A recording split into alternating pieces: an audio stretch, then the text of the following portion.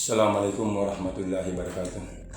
Alhamdulillah, mari kita bersyukur kepada Allah Subhanahu wa Ta'ala atas limpahan rahmatnya berupa nikmat kekuatan, kesehatan, kesempatan sehingga di pagi hari ini menjelang siang kita melaksanakan aktivitas. Saya atas nama Kepala Desa Bajo akan menyampaikan geografis Desa Bajo. Jumlah luas wilayah Desa Bajo 22 hektar, jumlah KK atau jiwa 1.675 jiwa, jumlah penduduk 477, jumlah laki-laki 869, jumlah perempuan 806, jumlah nelayan 830. Kehidupan masyarakat Desa Bajo mayoritas nelayan. Di sini ada kategori nelayan sedang, ada nelayan rendah dan ada nelayan menengah. Jadi di sini nelayan kita tiap hari aktivitasnya itu ke laut untuk mencari hasil. Kemudian ada nelayan bagan, kemudian ada nelayan pancing, dan ada nelayan pukat. Nah, di saat mereka turun, nelayan bagan itu nanti pada saat malam hari mereka turun. Kemudian kalau nelayan daripada pancing itu siang malam, tetapi turunnya itu beda-beda. Kalau untuk nelayan mancing itu turunnya itu jam 3 malam, kemudian operasinya itu di laut lepas, kemudian pulangnya itu sore jam 5. Kemudian kalau nelayan bagan ini dia turunnya itu jam 6 sore, kemudian pulangnya itu jam 6 pagi. Sudah banyak membudidayakan daripada ikan gerapu, kemudian juga ada lobster, kemudian juga ada rumput laut. Nah, ini yang tiap hari mereka lakukan. Dari bibit yang dibeli masih kecil itu terus dipakan, dirawat sehingga jadi besar. Nah, dalam setahun itu mereka akan panen, menjualnya itu ke TPI untuk ikan mubara, dan lobsternya seperti itu juga. Tapi kalau rumput lautnya itu dari bibit diikat kemudian ditanam di laut itu, kemudian itu dipanen itu 1 bulan 15 hari. Kemudian hasil tangkapan nelayan ini dibawa ke TPI perikanan, tempat lelang ikan. Alhamdulillah mereka di sana setelah lelang ikan ada hasil, mereka pulang ke rumah. Dan saat ini kita melihat perkembangan Desa Bajo baik secara ekonomi, alhamdulillah sudah dikatakan bisa, sudah sederhana. Kemudian kita lihat lagi di segi pendidikan itu sendiri.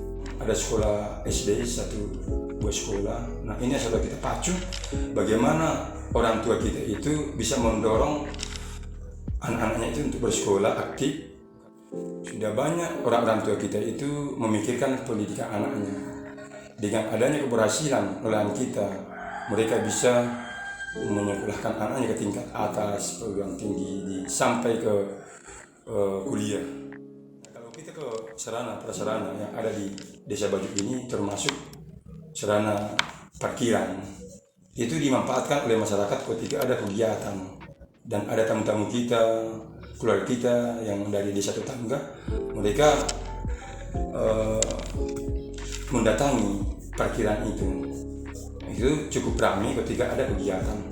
Kemudian juga lapangan. Nah, lapangan ini tiap malam masyarakat kita ini bagi pemuda, komunitas-komunitas yang ada, mereka membentuk suatu turnamen sepak bola pertandingan. Mereka manfaatkan pada sore hari, kemudian malam hari, sehingga pemuda-pemuda yang ada di Desa Bajo itu sedikitnya sudah agak kuat dalam turnamen sepak bola itu sendiri. Kemudian juga ada fasilitas sarana ibadah. Di Desa Bajo ini ada 3 masjid, dan kita selaku pemerintah, tokoh agama selalu melakukan kegiatan pengajian, kemudian kita memberikan edukasi, dan itu tujuan kita itu untuk memberikan pemahaman agama itu kepada masyarakat supaya akan terkikis maksiat. Kemudian kita lihat lagi MCK. Di sini ada 7 MCK. MCK itu dimanfaatkan untuk mengurangi kesadaran masyarakat pada saat buang air di sembarang tempat. Jadi kami sebagai pemerintah itu mendorong masyarakat untuk memanfaatkan MCK supaya faktor laut kita ini tercemar dengan adanya membuang daripada baik itu sampah, kemudian juga kotoran, itu akan mengganggu daripada sumber daya kita. Sarana prasarana yang ada di Desa Bajo, terutama jalan, ketika jalan ini sedikit hujan, air yang dari gunung itu bisa mengganggu daripada jalan kita, karena faktor airasinya itu yang belum terbuka.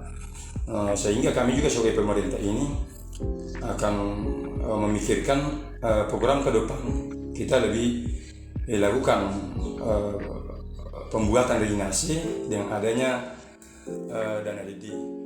Dan di Desa Bajo juga itu sering kita lakukan juga sosialisasi mengenai budaya dan adat suku Bajo itu sendiri, karena di Desa Bajo itu kita melihat pada tahun-tahun kemarin itu adatnya itu sudah terkikis dengan adat barat, adat daerah-daerah lain. Jadi sehingga kita menginginkan harus ditingkatkan kembali dengan adanya program dari pemerintah desa, kemudian mengumpulkan komunitas sahabat budaya, kemudian juga mengumpulkan komunitas Bajo Island, kemudian Karang Taruna. Nah, ini yang menjadi generasi-penerus untuk meningkatkan dan melestarikan serta menjaga dari adat sendiri. Melihat sumber daya alam kita, memang Desa Bajo ini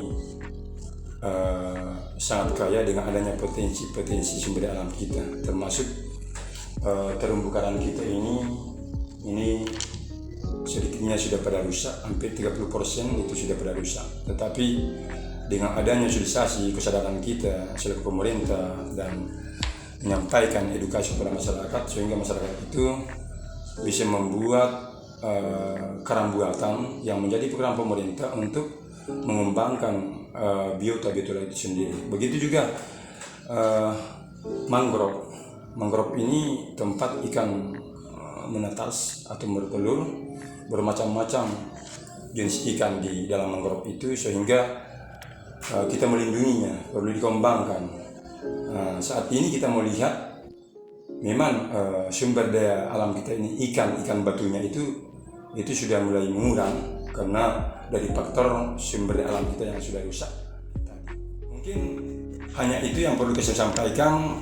Mudah-mudahan juga kami sebagai pemerintah ini akan selalu untuk menerapkan apa yang menjadi program kita di Desa Bajo. Demikian, Assalamualaikum warahmatullahi wabarakatuh. 1, 2, 3.